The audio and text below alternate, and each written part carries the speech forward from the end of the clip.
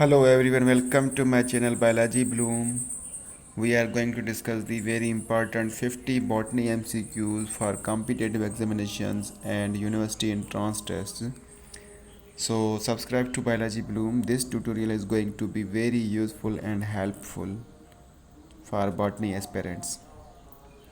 सबसे पहला जो सवाल है, which is expressing right appropriate pairing. यहाँ पर फैमिली और एक उसका मेंबर बताया गया है। तीन जो हैं पेयर्स वो रॉन्ग हैं, जस्ट एक राइट है। हमने राइट को ढूंढना है। ब्रासिकेसी सनफ्लावर, ब्रासिकेसी से सनफ्लावर बिलोंग नहीं करता। Sunflower belongs to एस्ट्रेसी। दूसरा है मालवेसी कॉटन, यही करेक्ट है, मगर दूसरे ऑप्शंस भी हम देखेंगे। मालवेसी जिसको कॉटन या चाइना रोज़ फैमिली भी कहा जाता है, जिसमें कॉटन आ जाएगा, यही करेक्ट पेयरिंग है। दूसरा है पेपिलियोनेसी केचू। अब यहाँ पर थोड़ी कन्फ्यूजन है, क्योंकि जो केचू है वो बिलोंग करता है फेबेसी फैमिली से। अब फेबेसी फैमिली में तीन और फैमिलीज आती हैं, जिसमें एक होती है पेपिलियोनेसी, मगर जो मोस्ट अप्रोप्रिएट है वो है मालवेसी का कॉटन। पेपिलियोनेसी में केचू आएगा, मगर उसकी जो फेबेसी फैमिली है उसी में आएगा। और जो लास्ट है Liliaceae wheat, wheat belongs to Poaceae या वीट फैमिली जिसको बोलते हैं, या ग्रास फैमिली बोलते हैं, जिसका ओल्ड नेम है Gramineae. Similarity in DNA and RNA, RNA और डीएनए में क्या सिमिलरिटी है? Both are polymer of nucleotides, both have similar pyrimidine, no. They have uracil in RNA and thiamine in DNA. Both have similar sugar, no. They have ribose and deoxyribose sugar. Both are genetic material, no. Only DNA serves as a genetic material, but in viruses RNA also serves. But most appropriate इसका answer होगा both are polymer of nucleotides. They both are the molecules of nucleotides, which are made up of pentose sugar, nitrogenous bases and phosphate या phosphoric acid. The first step for initiation of photosynthesis will be, photosynthesis को start करने का पहला process बताएं। Photolysis of water, water की breakdown, excitement of pair of electrons due to absorption of light, ATP formation या फिर glucose formation. सो इसका जो ऑप्शन करेक्ट है वो है excitement of a pair of electrons. A pair of electrons excite होता है फ्रॉम क्लोरोफिल, वो due to absorption of light energy होता है, वहाँ से इनिशिएशन होती है फोटोसिंथेसिस की। When the plants are grown in magnesium deficient but urea rich soil, जब प्लांट्स को ग्रो किया जाए जिसमें उस सॉइल में जिसमें मैग्नीशियम कम हो, डिफिशिएंट हो और यूरिया रिच हो, तो वो कौन से सिम्टम्स को एक्सप्रेस करेगा? Yellowish leaves, colourless petiole, dark green leaves, shoot apex die. So it will express the symptoms yellowish leaves, क्योंकि मैग्नीशियम जो है क्लोरोफिल का कंस्टिट्यूएंट है, that's why. For the synthesis of one glucose molecule the Calvin cycle operates for 6 times. एक glucose molecule बनाने के लिए 6 kelvin cycles operate होती हैं। अब यहाँ पे जो केल्विन साइकिल है, हम क्या करते हैं, 2 साइकिल्स बताते हैं, क्योंकि हम 3 कार्बन डाइऑक्साइड मॉलिक्यूल्स इकट्ठे लेते हैं फॉर बैलेंसिंग या काउंटिंग द कार्बन नंबर। इसीलिए एक साइकिल में G3P बनेगा, दूसरी में भी G3P बनेगा, वो दोनों मिलकर एक शुगर का या ग्लूकोज का मॉलिक्यूल बनाएंगे। वैसे 6 साइकिल्स होती हैं, हर बार एक कार्बन डाइऑक्साइड फिक्स होता है। Plants take zinc in the form of, plants जो हैं जिंक एब्जॉर्ब करते हैं which is a micro nutrient, और they form in the form of divalent ionic form, divalent ionic form Zn++. For assimilation of one carbon dioxide molecule, the energy required in the form of ATP and NADPH2. एक carbon dioxide molecule को assimilate करने के लिए, fix करने के लिए Calvin cycle में कितने ATP एंड कितने NADPH2 रिक्वायर्ड होते हैं? So 3 ATP and 2 NADH2 are required.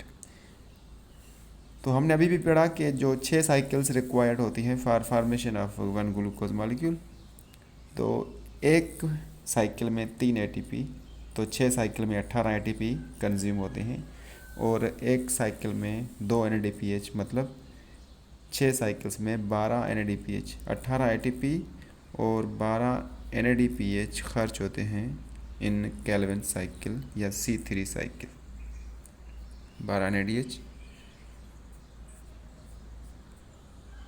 Okay, next है विच is the first carbon dioxide acceptor enzyme in C4 plants. C4 plants में कार्बन डाइऑक्साइड को सबसे पहले कौन सा एंजाइम एक्सेप्ट करता है? RUBP carboxylase, phosphoric acid, Rubisco या पेप कार्बोऑक्सिलेज। सो इट इज़ अ पेप कार्बोऑक्सिलेज, जिसको पेप को भी बोलते हैं, फास्फोइनोल पायरोवेट कार्बोऑक्सिलेज। अब मैं आपसे ये सवाल पूछता हूँ कि विच is the first carbon dioxide acceptor in C3 plants. C3 plants में इन्हीं ऑप्शंस में से कौन सा ऑप्शन करेक्ट होगा? ठीक है, ये आपके लिए सवाल है, आप कमेंट्स में दे दीजिएगा। According to Mendelism which character is showing dominancy.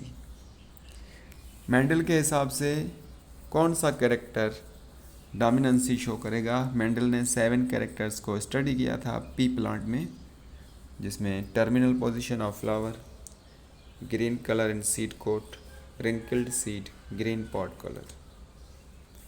तो इसमें जो है जो डोमिनेंसी शो कर रहा था वो है green colour in seed coat का ग्रीन कलर, बाकी सारे रिसेसिव कैरेक्टर्स।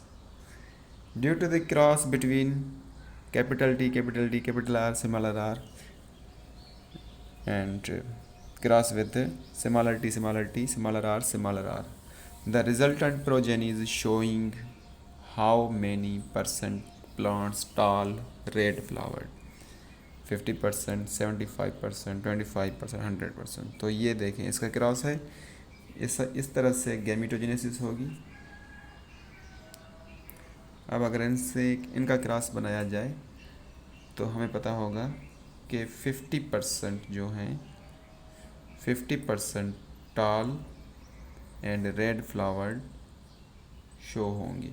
सो ऑप्शन 50% इसका राइट होगा, जबकि 50% जो हैं वो ड्वार्फ एंड दूसरा colour.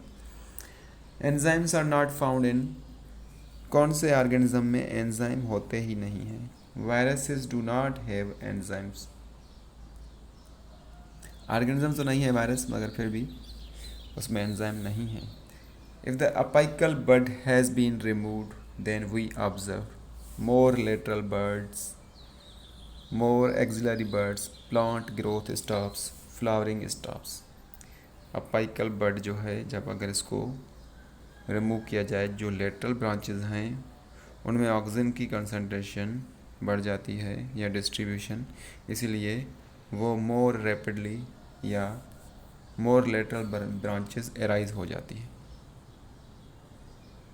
Virus are living because, viruses को लिविंग कहा जाता है क्योंकि they multiply in host cells, carry anaerobic respiration, carry metabolic activity, cause infection.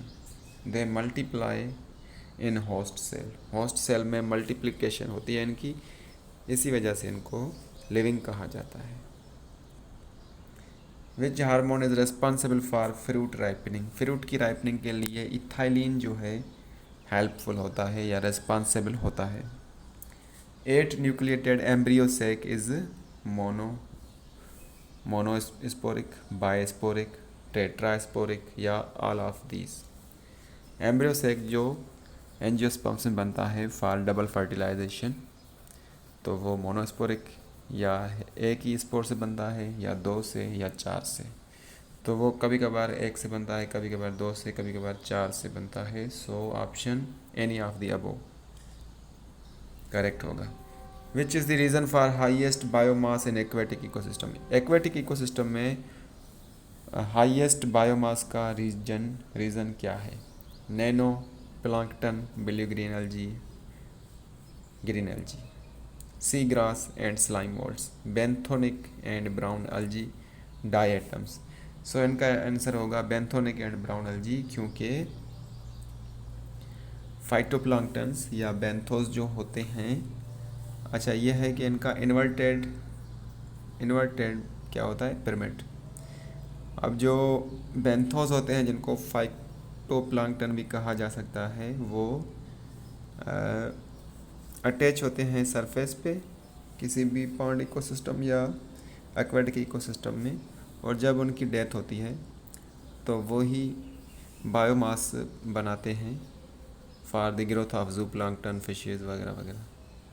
तो इसका जो करेक्ट आंसर है वो है बेंथोनिक एंड ब्राउन एल्जी। जब इनकी डेथ होती है, डिके होती है, तो ये आगे चल के बायोमास बनाते हैं एक्वेटिक इकोसिस्टम में। तो ये बायोमास के कुछ टाइप्स हैं। वुड बायोमास, जिससे हम एनर्जी हासिल कर सकें या प्लांट्स हासिल कर सकें या अदर क्रिएचर हासिल कर सकें। वुड हो गई, एनिमल मैन्यूअर हो गया, सीवेज हो गया, ट्रैश या garbage, vegetable oils and animal fats, crops and agriculture residues. Endosperm is formed during the double fertilization by. Endosperm बनता है जो ट्रिप्लॉइड होता है डबल फर्टिलाइजेशन के बाद या ड्यूरिंग डबल फर्टिलाइजेशन। वो कौन से न्यूक्लियाई की फ्यूजन से बनता है? 2 polar nuclei and 1 male gamete, 1 polar nuclei and 1 male gamete, ovum and male gamete, 2 polar nuclei and 2 male gametes.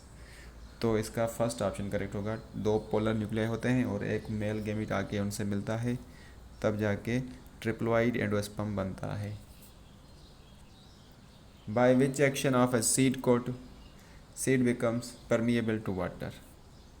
कौन से एक्शन के लिए के बाद सीड कोट जो है परमिएबल हो जाता है वाटर को एब्जॉर्ब करने के लिए, और यही प्रोसेस उसी को जर्मिनेशन में हेल्प करता है। So it is a scarification. इसमें क्या होता है? आर्टिफिशियली या तो हम किसी रफ सरफेस पे सीड्स को रब करते हैं या किसी केमिकल से ट्रीट करते हैं ताकि उनका सीड कोट सॉफ्ट हो जाए और इजीली जो है वो वाटर को एब्जॉर्ब कर सकें for germination. Hair are found in the inflorescence of Zea mays are the modification of. ये जो कांड में हेयर्स हमको मिलते हैं, नज़र आते हैं, ये कौन सी चीज़ की मॉडिफिकेशन है? So they are modified styles, they are longest and जिनको हम कॉर्न सिल्क भी कहते हैं, और these are the styles and their function is to capture the pollen grains and by the wind pollination. Pneumatophores are found. Pneumatophores जो हैं वो क्या हैं और कौन से प्लांट्स में या कौन सी जगह पे प्लांट्स जो पाए जाते हैं उनमें होते हैं? The vegetation which is found in marshy and saline lake, vegetation which found in saline soil, xerophytes and epiphytes. So वो वेजिटेशन जो marshy and saline boggy soil या लेक्स के नियर बाय जो वेजिटेशन होगी उनमें न्यूमेटोफोर्स होते हैं। So these are the pneumatophores. आप देख सकते हैं these are the aerial roots जो कि मैंग्रोव्स में पाए जाते हैं, और इनका काम क्या है कि बोगी या मार्शी सॉइल होती है तो रूट्स जो हैं वो रेस्पायर करने में फेल होती हैं, इसलिए वो ज़मीन के बाहर आ जाती हैं और इजीली उनमें रेस्पायरेशन का प्रोसेस हो जाता है। न्यूमेटोफोर्स इसी को कहते हैं। The movement of ions against the concentration gradient will be। ions की movement against the concentration of gradient from lower to higher concentration, जिसमें एटीपी रिक्वायर्ड होती है, उसी को हम एक्टिव ट्रांसपोर्ट कहते हैं। Coconut milk is used in tissue culture and in which cytokinin is present, जिसमें साइटोकाइनिन होता है, इसीलिए साइटोकाइनिन क्या करता है, सेल की साइज़ को, उनकी लेंथ को एनलार्ज करने में हेल्प करता है, ग्रोथ में हेल्प करता है, इसीलिए कोकोनट मिल्क जो है टिश्यू कल्चर में यूज़ होता है। Plasmid has been used as a vector because plasmid को जो है, जो कि एक्स्ट्रा सर्कुलर डीएनए क्रोमोसोम है या डीएनए है, जो कि कुछ प्रोकैरियोट्स में पाया जाता है, तो वो जेनेटिक इंजीनियरिंग में एज अ वेक्टर यूज़ होता है। क्यों होता है? It is circular DNA which have capacity to join to eukaryotic DNA. It can move between prokaryotic and eukaryotic cells. Both ends show replication. It has antibiotic resistance gene. So it is circular DNA which have capacity to join eukaryotic DNA. ये circular है और ये eukaryotic DNA से इसको capacity है, उससे join कर सकता है with the help of ligase enzyme. Which cell organelle is concerned with glycosylation of protein? Glycosylation means modification and packaging of the protein, जो कि बनी है with the help of ribosome।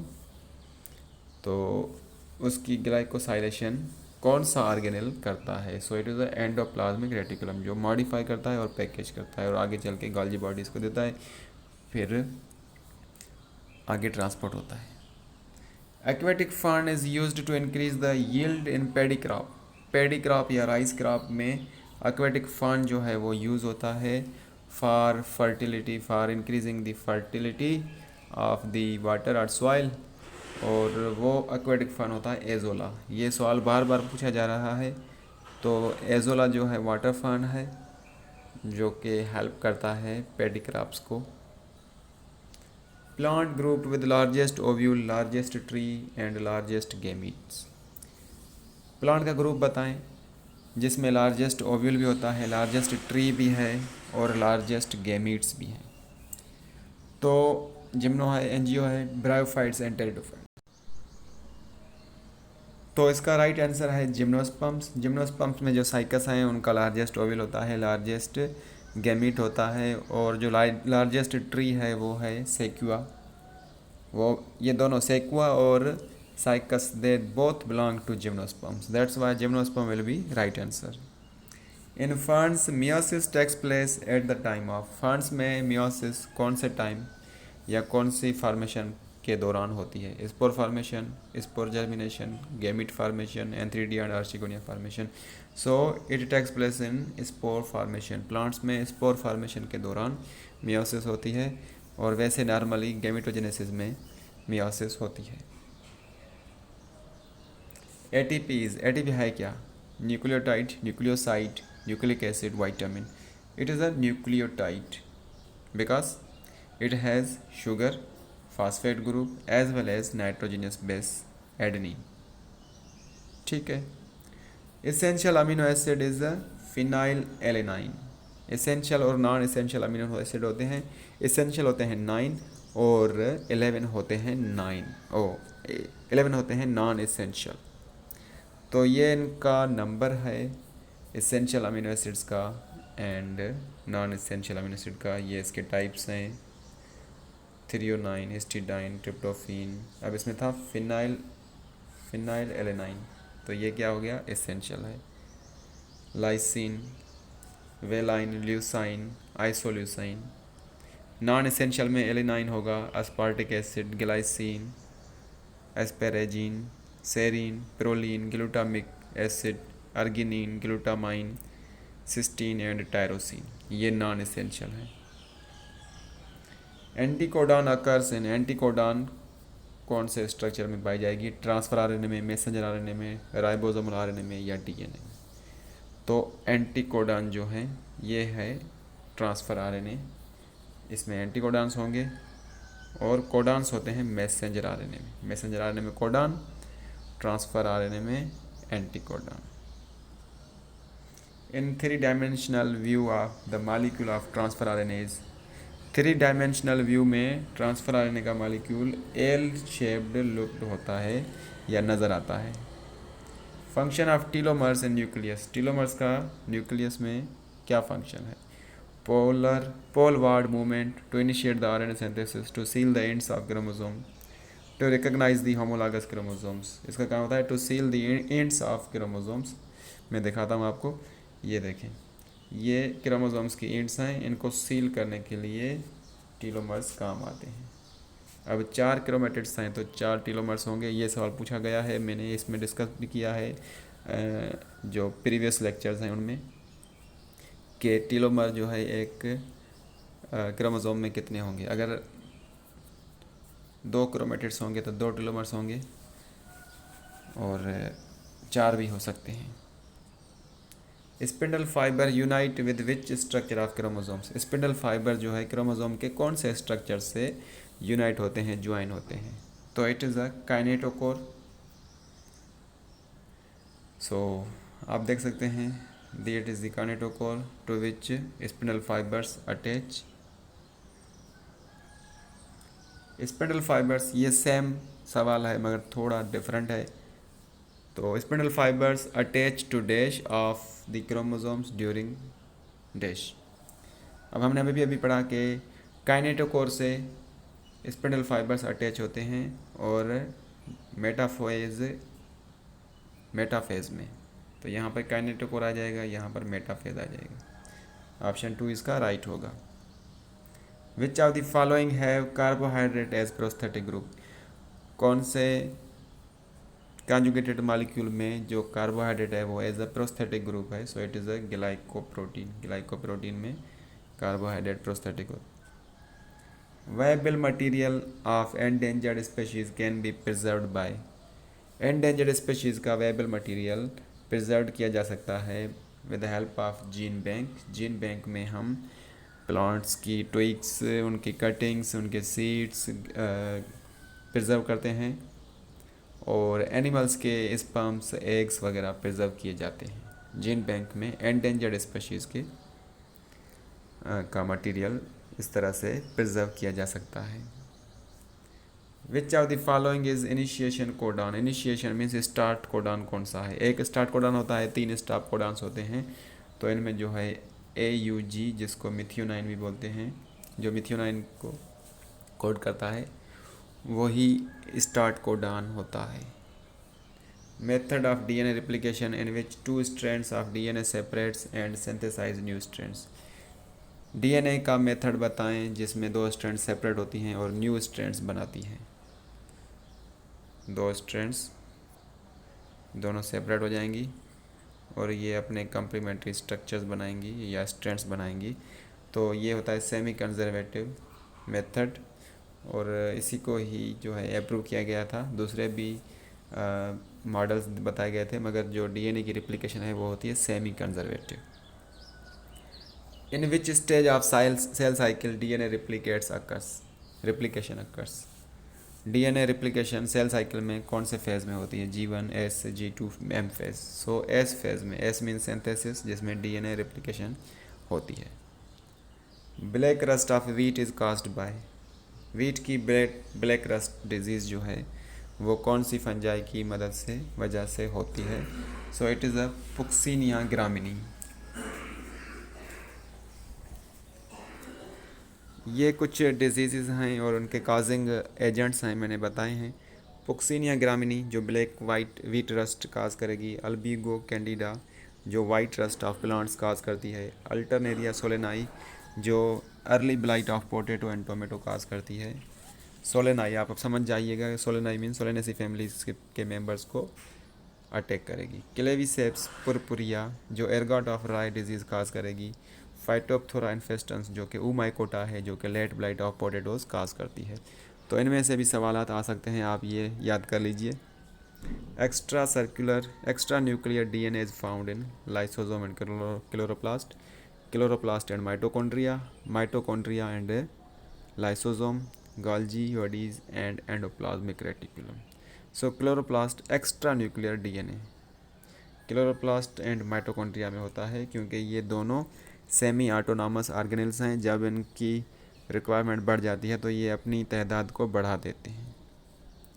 Which are the following is used to manufacture ethanol from starch. Ethanol बनता है starch से, कौन सा organism इसमें हेल्प करता है? Penicillin, saccharomyces, Azotobacter, lactobacillus. So it is a saccharomyces cerevisiae which is the botanical या fungal name of yeast which is also known as Baker's yeast and it helps in formation of ethanol from starch. A student observed an algae with chlorophyll A and D and phycoerythrin. It should be belong to।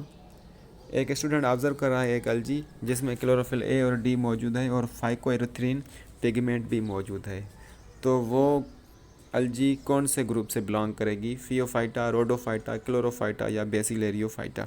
So it will definitely belong to Rhodophyta क्योंकि इसमें phycoerythrin है जो red pigment है और दूसरा अलजी red अलजी में chlorophyll D मौजूद होता है। Role of enzyme in reactions. Enzymes का रिएक्शन में क्या रोल है? Decrease activation energy, increase activation energy, inorganic catalyst, none of them. Enzyme का रोल है डिक्रीज एक्टिवेशन एनर्जी, ये कैटलिस्ट तो के तौर पे इस्तेमाल होता है।